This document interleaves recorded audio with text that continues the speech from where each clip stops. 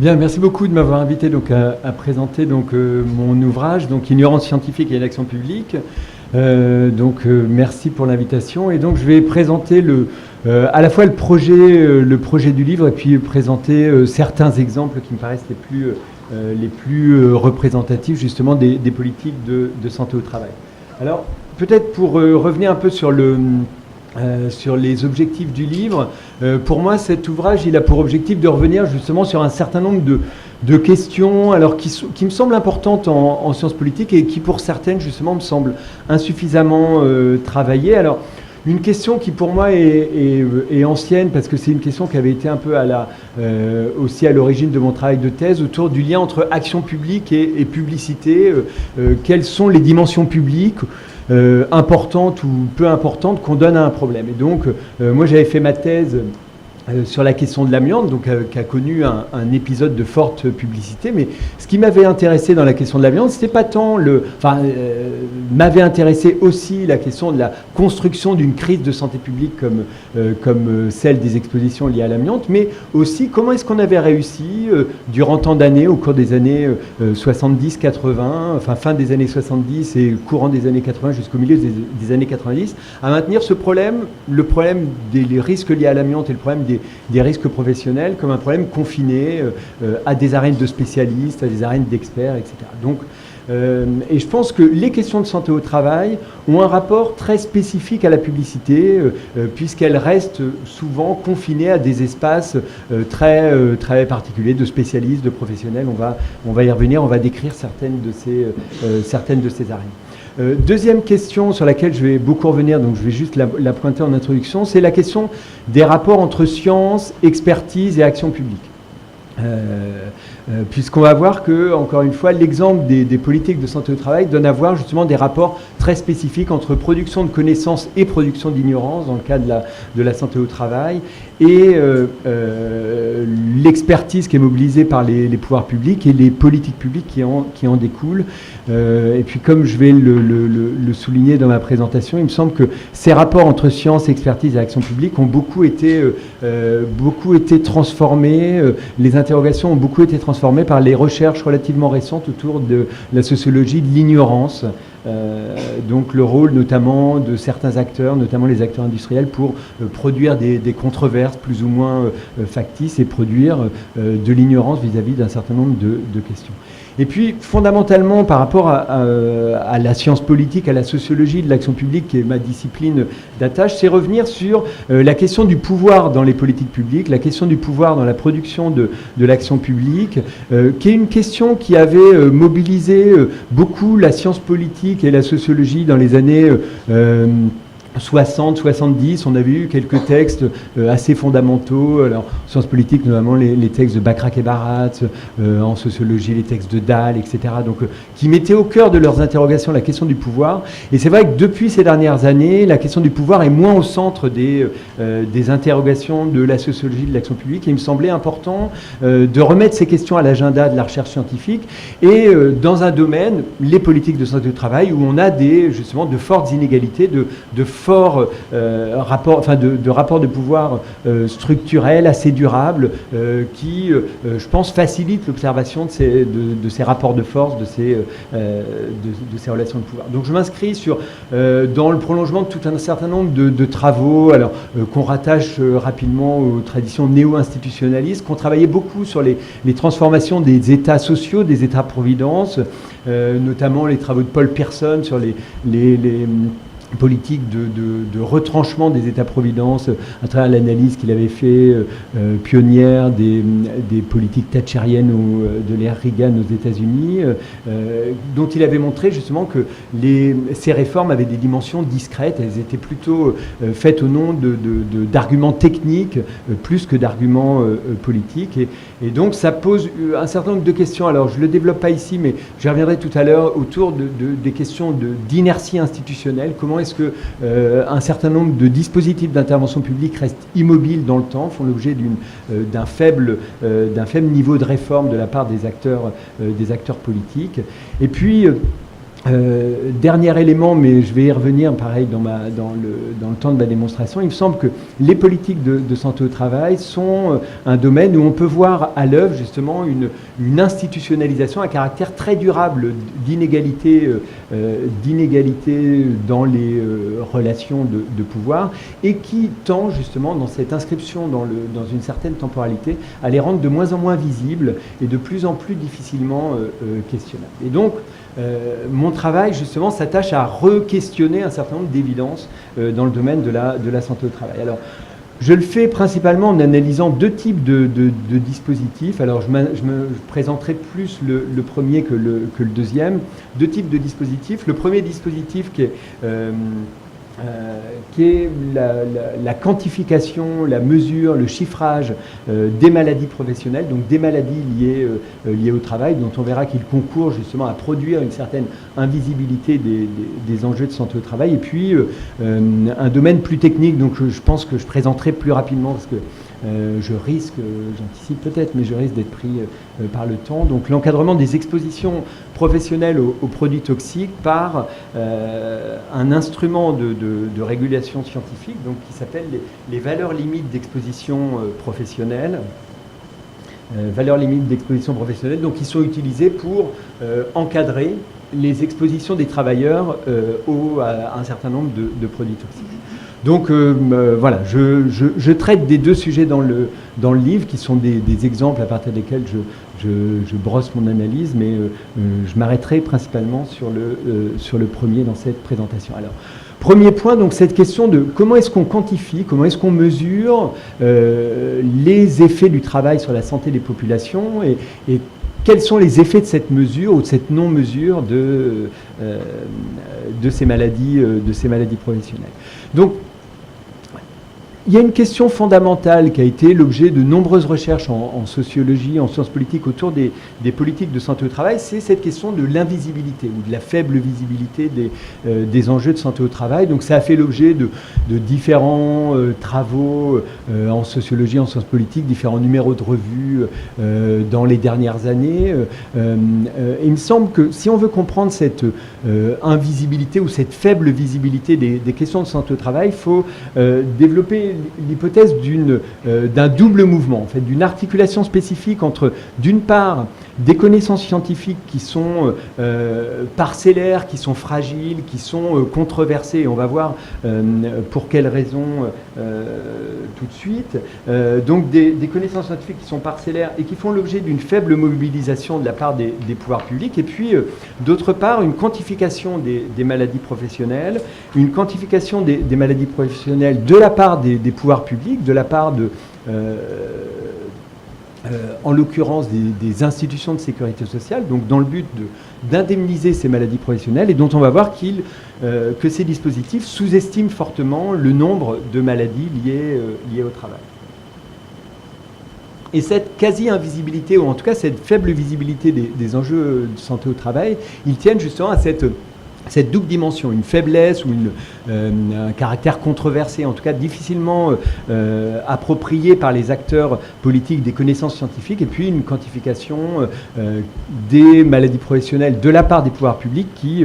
tend à minimiser, à réduire le nombre de ces maladies. Alors, premier point plus général sur justement quel est l'état des connaissances scientifiques et comment est-ce qu'on peut caractériser l'état des connaissances scientifiques dans le domaine de la santé au travail. Il me semble que dans ce domaine-là, on est dans un exemple presque archétypique de domaines dans lesquels on construit plus d'ignorance que de connaissances dans le domaine de la production de connaissances. Donc, d'un point de vue de sociologie des sciences, on est dans un secteur qui est plutôt atypique. C'est-à-dire que quand ce que montrent les travaux de sociologie des sciences, c'est justement qu'on a souvent une forte corrélation entre la présence d'intérêts économiques, sociaux, politiques et le développement de connaissances scientifiques nouvelles. Donc,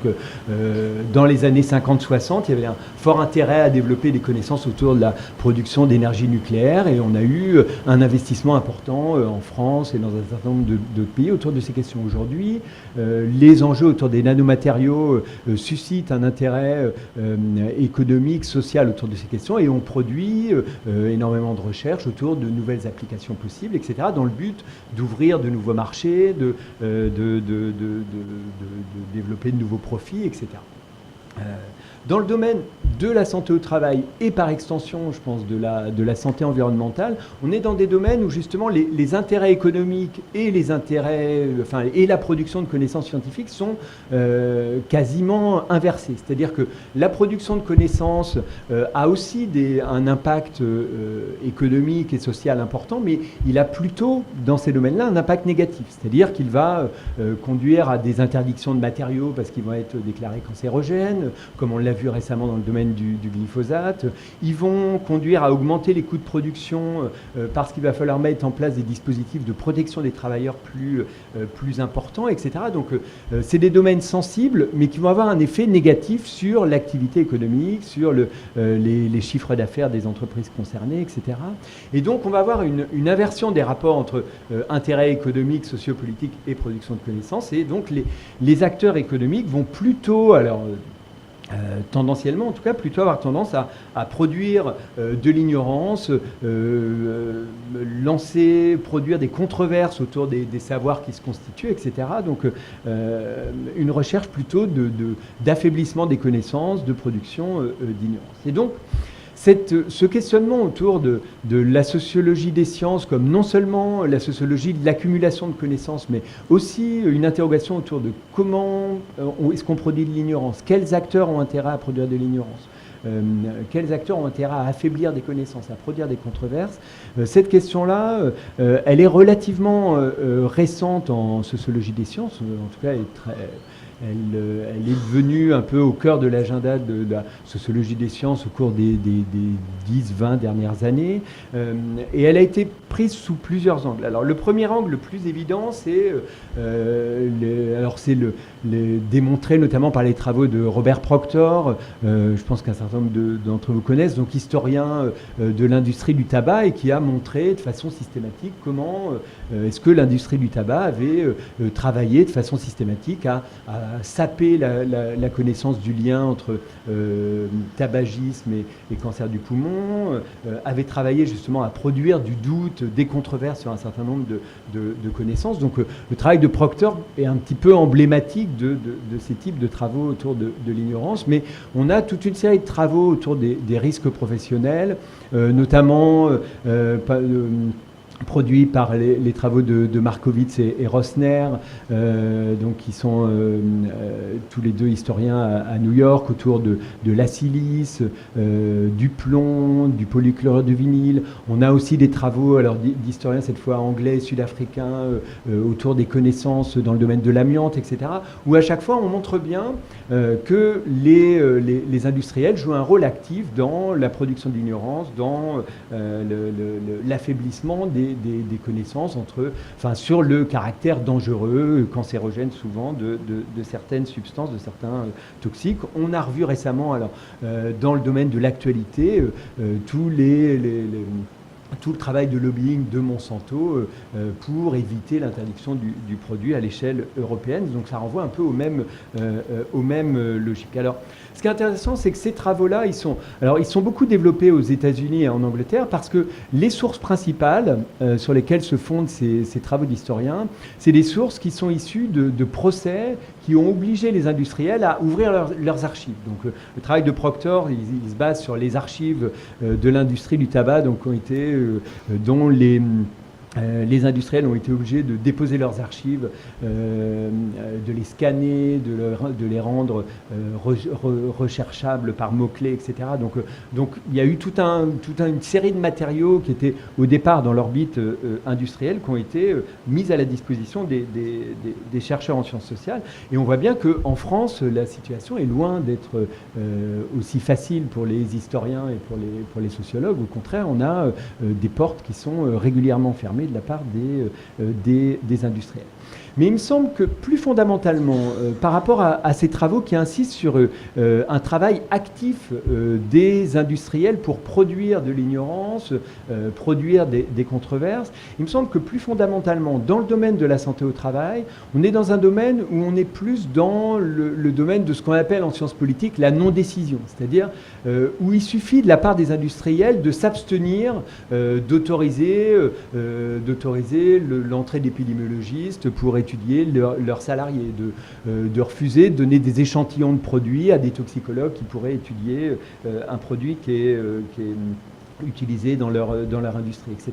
Donc on est plus fondamentalement, pas seulement dans une démarche active des industriels, comme ça a été montré par tous les travaux que je viens de citer, mais aussi dans cette capacité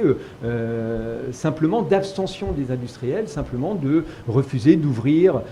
leurs entreprises, de donner des échantillons, etc., de permettre le travail de production de connaissances en dehors de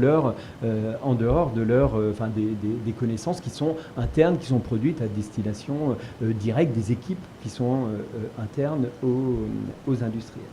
Donc, vous voyez, un niveau plus passif, d'une certaine manière, de production d'ignorance, et qui a conduit un certain nombre de chercheurs, à formuler une hypothèse autour de ce que j'ai nommé ici, là, dans le diaporama, l'hypothèse de la undone science, de ce qu'on peut traduire par la science non produite, c'est-à-dire le constat, en fait, d'une inégalité structurelle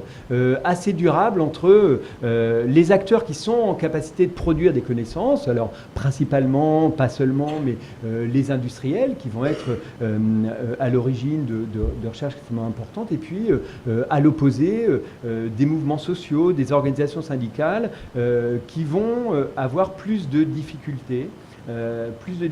justement à mobiliser des experts, à produire des connaissances spécifiques. Et les travaux autour de la undone science montrent que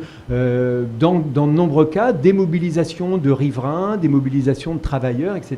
sont souvent confrontées justement à de la undone science, à de la science qui n'est pas faite, à des connaissances qui n'existent pas sur la toxicité de tel produit qui produit pourtant un cluster de cancer dans une entreprise, des connaissances qui n'existent pas sur la pollution dans l'environnement de telle ou telle industrie, etc. Donc des mouvements sociaux qui sont souvent confrontés justement à une absence de connaissances qui est liée à cette disproportion de ressources dans la capacité à orienter la production de connaissances nouvelles, à orienter la production de connaissances qui pourraient servir justement aux mouvements sociaux, aux mouvements de riverains, ou aux mouvements de travailleurs, par exemple. Alors, ce qui est particulièrement, je pense,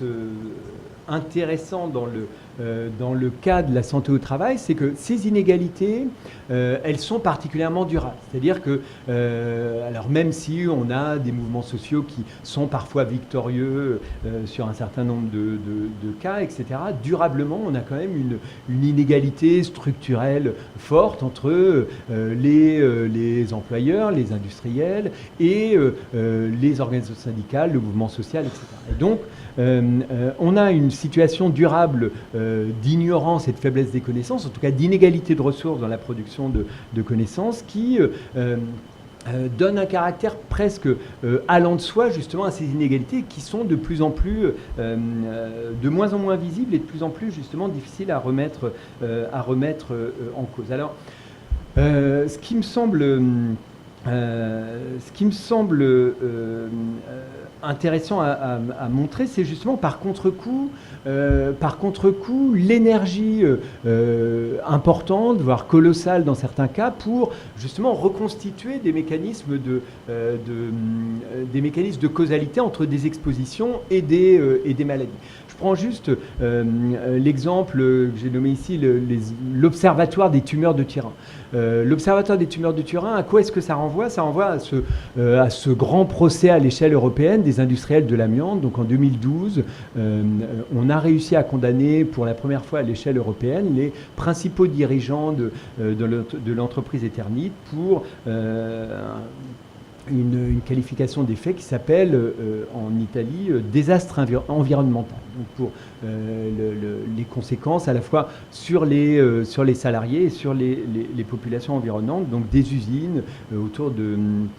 Casale Monferrato, une petite ville donc dans la région de Turin. Et donc en 2012, on a réussi de façon assez spectaculaire à l'échelle européenne et qui contraste avec la situation française à condamner les principaux dirigeants de ces entreprises. Si on veut comprendre pourquoi est-ce qu'on arrive en 2012 à ce résultat-là à Turin, il faut remonter en fait dans les années 70 où le procureur du parquet de Turin commence dès cette période-là à faire alors c'est pas un registre au sens épidémiologique, mais à rassembler différents cas de cancer qui potentiellement peuvent être liés à une origine professionnelle. Donc il rassemble, pour vous donner un ordre de grandeur, quand même près de 30 000 cas de cancer, parmi lesquels il peut y avoir massivement des cancers de la vessie, donc liés à différentes expositions, mais plus de 2000 mésothéliums, donc plus de 2000 cancers spécifiques d'une exposition à l'amiante. Et c'est en reconstituant dans chacun de ces cas, de ces 2000 cas, en remontant jusqu'à une exposition professionnelle qui est à l'origine, qui serait à l'origine de ces mésothéliums, qu'il a pu construire justement les cas qui ont été à l'origine de ce procès. Mais on voit bien que, y compris dans le cas de l'amiante, qui est quand même le cancérogène un peu emblématique, le cancérogène professionnel emblématique, y compris dans le cas de l'amiante, si on n'avait pas eu ce travail-là de plusieurs décennies de reconstitution d'une causalité au cas par cas, d'une exposition aux maladies et aux malades concernés, ce procès n'aurait jamais pu avoir lieu. Donc, on pourrait donner d'autres exemples. Là, je mentionne dans la diaporama le GISCOP, le groupement d'intérêt scientifique sur les cancers d'origine professionnelle en Seine-Saint-Denis, dont le travail est du même type, c'est-à-dire c'est un travail de remonter à partir du recueil d'un certain nombre de cas de cancer en Seine-Saint-Denis, de remonter justement jusqu'aux expositions professionnelles, parce que c'est des expositions qui dans de nombreux cas, en fait, restent invisibles, ne font pas l'objet, justement, d'une mise en relation, c'est-à-dire qu'on traite des cancers, mais on ne s'interroge pas pour savoir quelles sont les expositions qui en sont à l'origine. Même chose, pour reconstituer ces causalités, il faut une énergie importante, du temps, des équipes, etc. Et il me semble que ce qui me semble important de souligner, c'est que justement cette énergie qui a déployée pour reconstituer ces causalités, y compris dans des cas de cancérogènes bien connus, bien balisés comme l'est l'amiante, montre bien qu'on est dans une situation un peu paradoxale dans laquelle justement cette causalité elle va pas de soi. Elle va pas de soi, elle est perpétuellement à reconstituer, à reconstruire. Alors en face de cette difficile validation scientifique des liens entre des cancérogènes ou des produits toxiques dangereux et des maladies professionnelles, en face on a une institution. Alors aujourd'hui, c'est les institutions de sécurité sociale, une branche spécifique au sein des institutions de sécurité sociale, la branche accidents du travail, maladies professionnelles, qui est chargée d'indemniser les accidents du travail et les maladies liées au travail. Donc c'est un secteur d'intervention publique, le domaine de l'indemnisation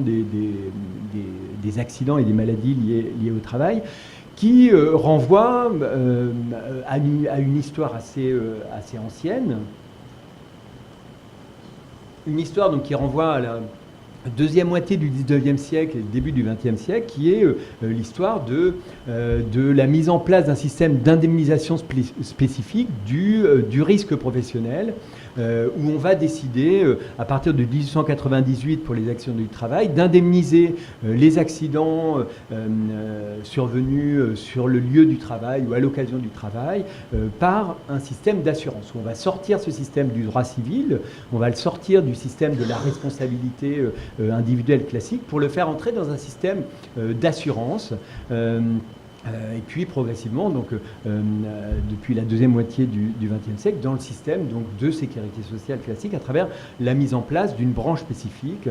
accident du travail et maladie professionnelle. Pour l'accident du travail, la causalité, elle est relativement facile à démontrer. C'est-à-dire que quand on a une chute, on voit bien que la chute, elle a eu lieu au moment du chantier, etc. Donc la question de la causalité, elle se pose parfois difficilement, elle peut donner lieu à controverse, mais elle est relativement facile à constituer dans le cas des accidents du travail. Dans le cas des maladies professionnelles, c'est pas toujours si évident que ça. Et donc, on a cherché un dispositif, une façon de faire pour faire entrer les maladies professionnelles dans le même dispositif réglementaire que les accidents du travail. Et donc, ce qu'on a inventé à l'époque, donc en 1919, c'est ce qu'on appelle des tableaux de maladies professionnelles. Alors, j'en ai mis un, mais qui est peut-être un peu petit, donc je montre plutôt le deuxième, qui est le tableau 30 bis, le tableau 30 bis des cancers bronchopulmonaires, donc des cancers du poumon liés à l'amiante. Donc, qu'est-ce que c'est un tableau de maladie professionnelle? C'est un tableau dans lequel, à gauche, vous avez la désignation d'une maladie, donc cancer du poumon, et à droite, vous avez une liste de travaux susceptibles d'exposer les travailleurs à l'amiante et donc de provoquer ces types de maladies. Donc, dans le cas, c'est travail dans le secteur de l'isolation, de retrait d'amiante, etc. Donc tous les travaux qui exposent à l'amiante. Et donc, est considérée comme une maladie professionnelle, si je reprends les termes du Code de la sécurité sociale, toute maladie inscrite dans un tableau. Donc, une maladie professionnelle, c'est une maladie qui est inscrite dans un tableau, et on va essayer de comprendre justement un peu la logique qui permet à certaines maladies et pas d'autres de rentrer dans des tableaux. Et puis les effets qu'ont ce type de dispositif de quantification des maladies professionnelles. Donc, ces tableaux de maladies professionnelles, en fait, on va le voir, je vais vous donner différents exemples, ils ont pour effet de sous-estimer fortement et durablement les effets du travail sur la santé. Alors, ce qui est intéressant tout d'abord, c'est de voir dans une perspective historique, en fait, puisque ce qui est intéressant, c'est qu'on se rend compte que ce dispositif de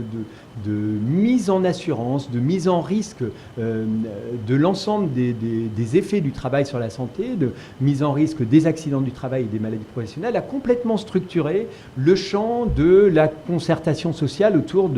justement des risques professionnels, des dangers liés au travail. Et là, la faire entrer justement dans ce compromis, ce deal autour du fait que les risques liés au travail sont indemnisables, sont réparables et peuvent faire l'objet d'une réparation. Et ce que montrait très bien le travail d'un historien, Jean-Claude Devinck, c'est le glissement du mouvement social justement autour de la Première Guerre mondiale, où on avait beaucoup de mobilisation avant les lois sur l'indemnisation des maladies professionnelles, beaucoup de mobilisation d'ouvriers pour demander l'interdiction de produits dangereux, l'interdiction du plomb dans les peintures, d'une série de produits dangereux. Et puis progressivement, à partir justement plutôt de la deuxième moitié du XXe siècle, des mobilisations ouvrières, des mobilisations syndicales qui vont plutôt se focaliser sur obtenir une meilleure indemnisation des risques liés au travail. Donc une transformation, on pourrait dire, parce qu'une canalisation du mouvement social vers non plus des demandes d'interdiction de produits, mais des demandes d'une meilleure indemnisation des risques pris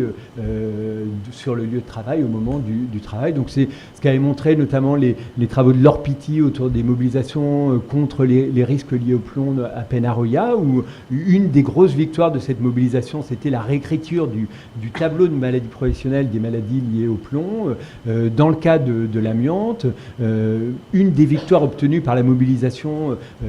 dans les années 70 autour des risques liés à l'amiante, c'est une réécriture de certains tableaux des maladies professionnelles, et notamment l'obtention de la reconnaissance du mésothéliome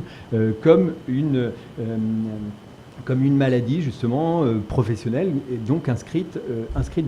dans un tableau à partir de 1976, donc relativement tardivement par rapport à la connaissance scientifique, mais justement en lien avec cette forte mobilisation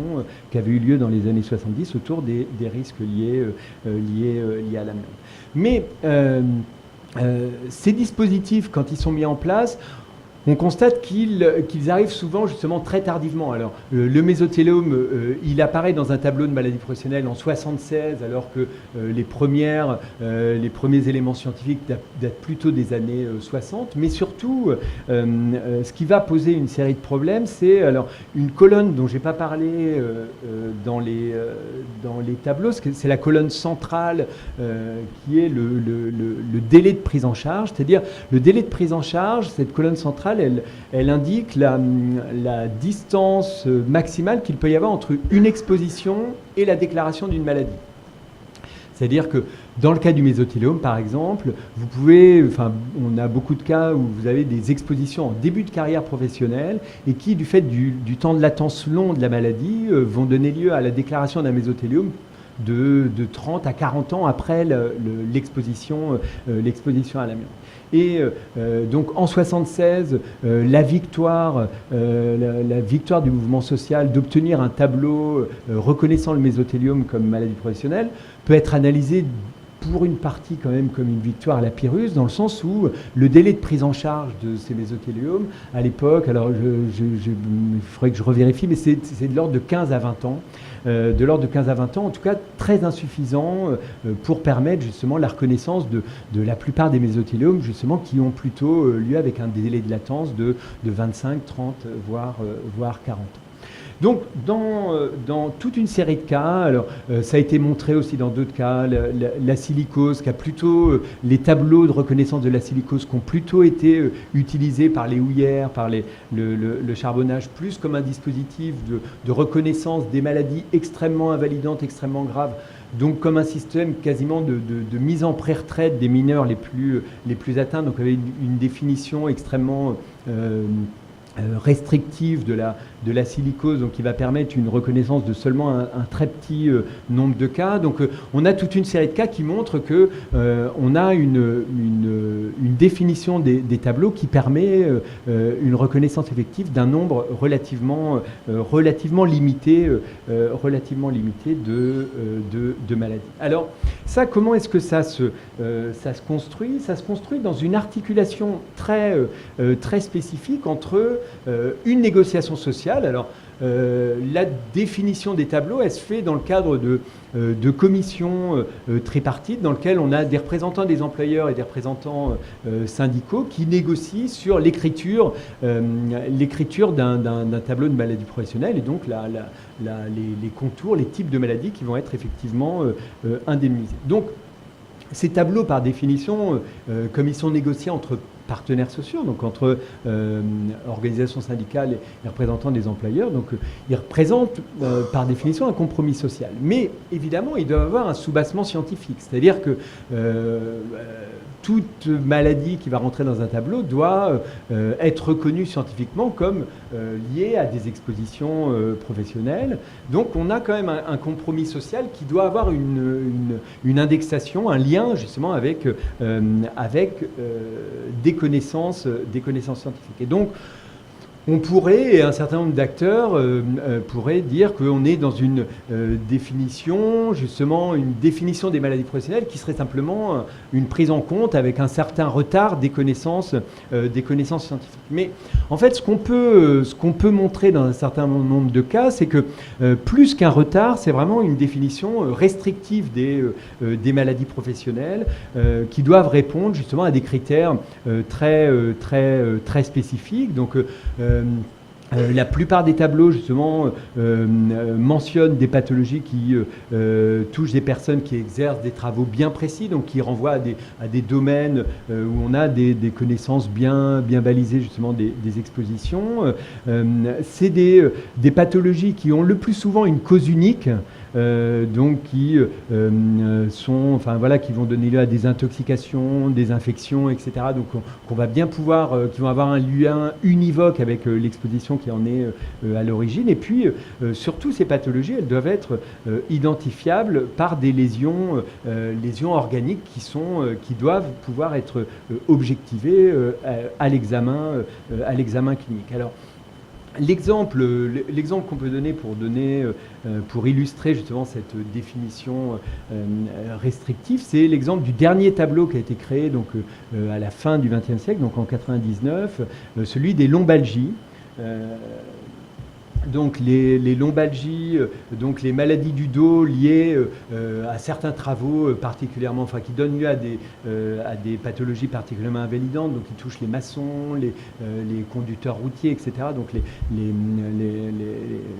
douleurs lombaires graves. Ces douleurs lombaires, donc elles faisaient pas du tout l'objet de tableaux, donc avant cette période-là. Ce tableau, il a fait l'objet d'une négociation pendant plus d'une dizaine d'années au sein de cette commission, donc une négociation assez dure et qui a donné lieu justement à cette définition du mal de dos qui va faire l'objet d'une reconnaissance qui va être extrêmement restrictive. Donc, alors je la lis rapidement. Sciatique par hernie discale avec le numéro donc des vertèbres concernées, avec atteinte radiculaire de topographie concordante. Alors je rentre pas dans le détail, mais en fait c'est une douleur de dos dont le type de douleur qu'elle manifeste peut se reconnaître justement par examen clinique, par IRM. Et donc c'est un type de douleur de dos que les représentants patronaux ne pouvaient pas refuser d'inscrire dans un tableau sous peine de perdre toute légitimité scientifique dans la discussion qu'ils menaient. Mais en même temps, on voit bien que cette définition, elle va permettre justement la reconnaissance d'un certain nombre de douleurs lombaires, mais d'un nombre extrêmement limité. Alors, quand la définition clinique est insuffisante, comme dans le cas des TMS, on va jouer cette fois sur la colonne de droite du tableau. Colonne de droite du tableau donc, qui a été renégociée dans le cas des troubles musculo-squelettiques, qui a été renégociée donc, en 2011, donc très récemment, parce que les TMS en fait, font partie sur le nombre de maladies professionnelles qui sont reconnues en France. Les troubles musculo-squelettiques forment l'essentiel, plus de 70% des maladies professionnelles reconnues. Et donc, il y a eu la volonté de la part des représentants patronaux et de l'État, pour une certaine part, de réduire justement le nombre de TMS reconnus. Et donc, on est arrivé à cette définition du type de travail qui va permettre l'indemnisation d'une maladie professionnelle, donc, où on avait dans un premier temps des travaux comportant habituellement des mouvements répétés ou forcés de l'épaule, donc on avait une définition relativement large, et on est passé donc à des travaux comportant des mouvements en abduction, donc ça veut dire avec l'épaule relevée, avec un angle supérieur ou égal à 60 degrés pendant au moins 3h30 par jour. Donc vous voyez une définition extrêmement précise qui demande d'avoir et un rapporteur et un chronomètre pour le médecin du travail, etc. Donc d'où on voit bien les difficultés qu'elles vont conduire pour permettre des reconnaissances. Surtout, plus fondamentalement, la période contemporaine, elle est marquée par ce qu'on peut appeler les complications de l'épidémiologie. Complications de l'épidémiologie dans le sens où, quand on était dans une définition clinique, on pouvait trouver encore des cas où on avait justement 100% des personnes exposées au plomb qui allaient être victimes d'un saturnisme. Depuis les dernières décennies, donc, on a une montée en puissance du raisonnement de l'épidémiologie qui tend à raisonner de plus en plus justement en termes de risques attribuables, où on va parler de X% des cancers du poumon qui peuvent être liés à l'exposition à l'amiante, X autres % étant liés au tabac et à d'autres expositions ayant lieu par l'environnement ou par le travail. Cette notion de risque attribuable, elle ne rentre pas du tout dans la construction des tableaux, puisque les tableaux, par définition, ils font entrer 100% des malades concernés, ayant fait le métier concerné, etc. Donc on est dans quelque chose qui ne peut pas rentrer, qui est en contradiction justement avec la logique implicite des tableaux. Alors, le seul cancer du poumon, en tout cas, qui a fait l'objet d'une reconnaissance importante. Ça a été le tableau 30 bis que je mentionnais tout à l'heure, mais tableau 30 bis, justement, qui a été prise à un moment politique exceptionnel, donc au moment de la crise de l'amiante au milieu des années 90, moment où les délégations patronales, en fait, font la politique de la chaise vide dans cette commission de négociation sur les tableaux de maladies professionnelles, et où l'État joue un rôle très actif dans la réforme de l'indemnisation des maladies liées au travail. Mais à part pour ce tableau 30 bis, les employeurs ont réussi justement à freiner la prise en charge de maladies dont la définition justement est en premier lieu liée à un raisonnement épidémiologique, lié à un risque attribuable de X%. Et on est face à ce que je pense qu'on peut désigner comme une paralysie du système depuis les années 90, paralysie qui lui rend impossible justement la reconnaissance des cancers professionnels qui sont pourtant un des enjeux émergents majeurs de santé publique dans ce domaine-là. Alors, les réponses qui ont été données jusqu'à aujourd'hui, donc c'est le constat de l'échec justement de la réflexion autour d'un système de causalité partagée qui avait fait l'objet de nombreuses réflexions, notamment dans les années 90. Et puis donc depuis 96, une position assez presque on pourrait dire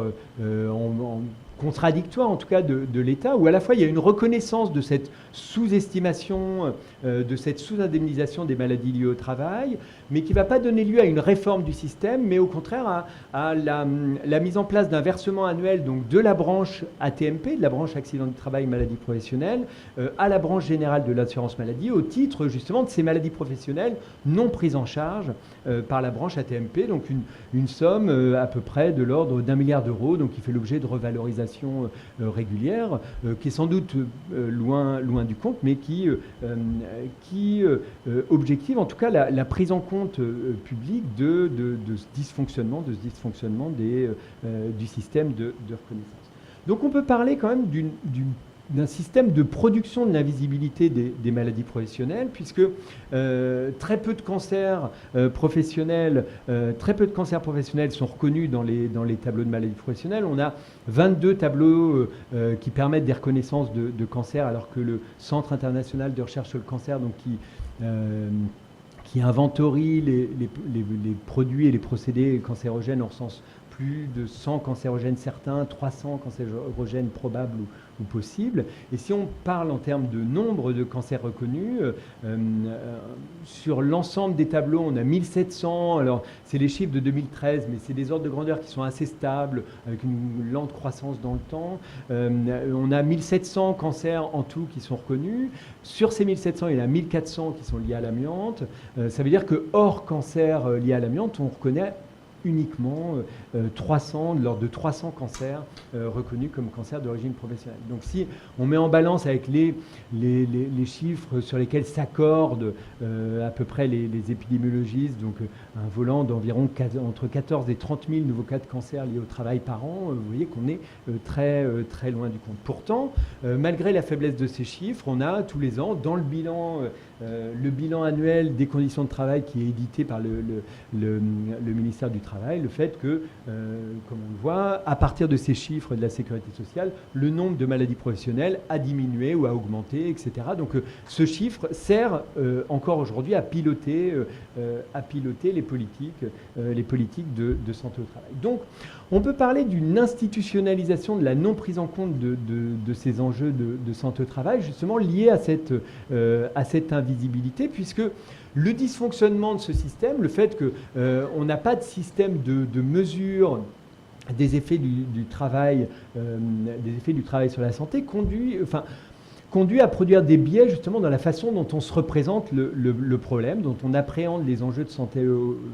publique liés à la santé au travail, puisque ces enjeux paraissent périphériques, paraissent peu importants. Et je pense que cette sous-estimation structurelle des effets du travail sur la santé rend possible, légitime, la non-intervention des pouvoirs publics autour de ces questions. discussion. Donc on est dans ce qu'on peut appeler, alors je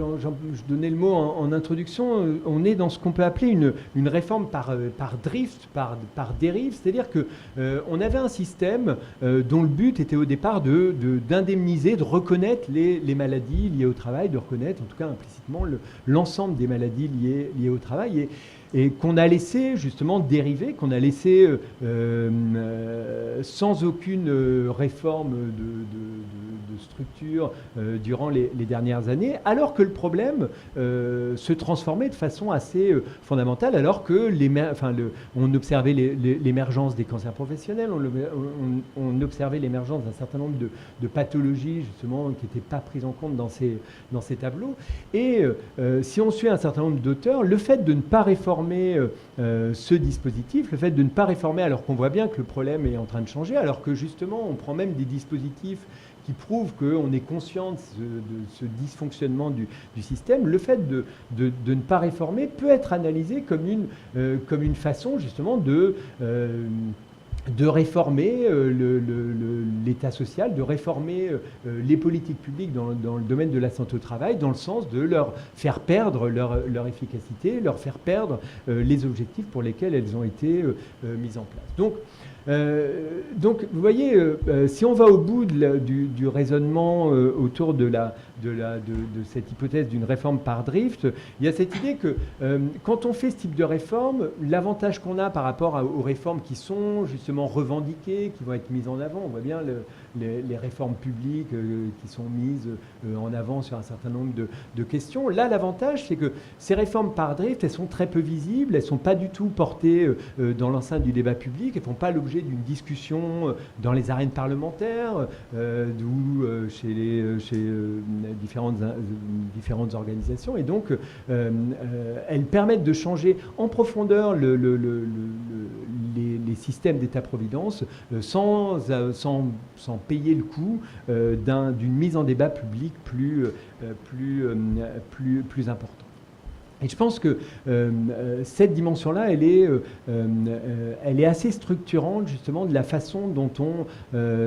on transforme justement les politiques publiques dans ce domaine-là.